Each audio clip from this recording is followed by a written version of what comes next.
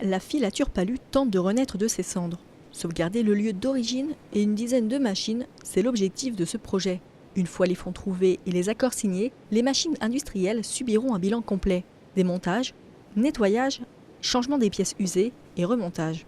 Le projet, c'est de faire revivre cette filature Palu qui est en arrêt depuis un certain nombre d'années et pour laquelle, si rien n'est fait, un jour ou l'autre, elle disparaîtra complètement. Et c'est quand même, ce serait grand dommage.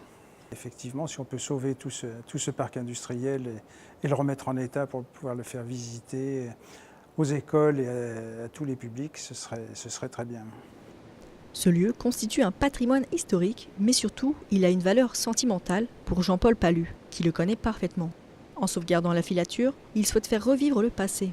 J'ai appris je connais bien ces machines, je sais faire marcher toutes ces machines, je l'ai fait. Dès, je sais pas, une dizaine d'années, des machines sont simples, d'autres moins.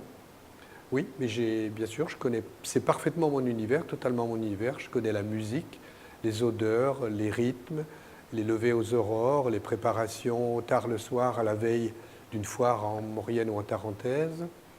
Toutes ces ambiances, c'est très clair dans mon cœur, je dirais. Très peu de filatures se trouvaient en Haute-Savoie au XXe siècle.